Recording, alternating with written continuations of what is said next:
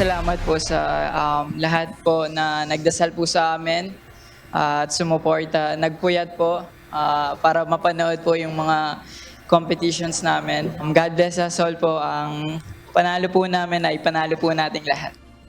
Ginawaran ng pinakamataas na pagkilala ng House of Representatives ang gymnast star at double Olympic gold medalist na si Carlos Yulo.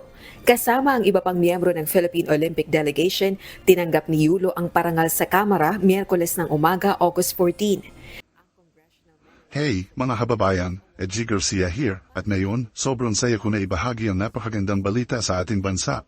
Ang ating pambansang atleta, si Carlos Yulo, ay nagwagi ng hindi lang isa kundi 2 gold medal sa Olympics.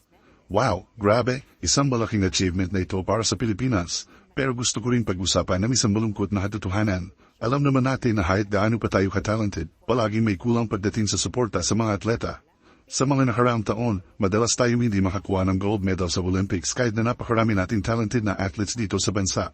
Bakit? Kasi kulang sa pondo, kulang sa sports facilities, at wala ring sapat na suporta para sa mga kabataan na gustong sumali sa Ngayon, napansin ko na pagkatapos ng tagumpay ni Carlos, biglang sumupot ang mga malalaking negosyante at maging ang gobyerno na nagbibigay ng mga reward, mga mamahaling kondo, mga sasakyan, at kung ano-ano pang material na bagay. Sakalam sila nagbigay ng napakalaking reward money nung nanalo na si Carlos.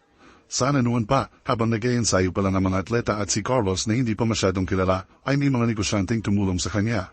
Kung nag-invest sila sa mga atleta habang nag-iensayo pa lang mga ito, siguro mas marami pang mga atleta ang magkakaroon ng pagkakataong mag-uwi ng gold medal sa ating bansa. Ang problema, tumutulong man sila kapag nanalo na, at mas malaki pa ang naibibigay nila lalo na kung gold ang nakuha. Parang ang dating kasi sa akin ay ginagamit lang nila ang pagkapanalo para sa sariling exposure at publicity. Kung sana, may mga negosyanteng sumuporta sa mga atleta mula pa sa umpisa, mas marami pang mga atleta ang magkakaroon ng chance na magtagumpay. Kasi, hindi ba't mas maganda kung ang suporta ay binibigay hindi lang sa mga winner kundi pati na rin sa mga nag-iensayo at nanangarap pa lang. Kaya, sana ay magising ang lahat sa katotohanan na kailangan natin ang tulong para sa kanila. Suportahan natin ang ating mga atleta sa bawat hakbang ng kanilang journey, hindi lang kapag may naiuwi ng medalya. Kasi, sa ganitong parahan, baka marami pang Carlos Yulo ang magawa natin na magbibigay ng karangalan sa ating bansa. Walang ginto, hanggat walang ginto. Sana po matutukan po yung lahat kasi galing po ako sa yun nga sa wala po talaga. So ayun po yung I think they need SNC, kagaya po sa national team kailangan po talaga ng SNC, nutritionist po. Sa pagkain po talaga mahalaga din po talaga yung pagkain. Kasi po parang doon nga din po kami kumukuha lahat.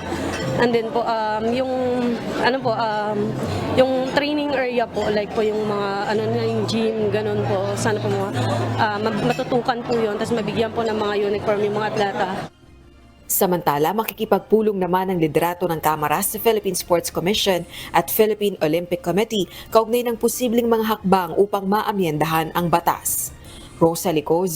Salamat sa panonood. Huwag kalimutan mag-subscribe. Ito po si Edgy Garcia. Maraming salamat po.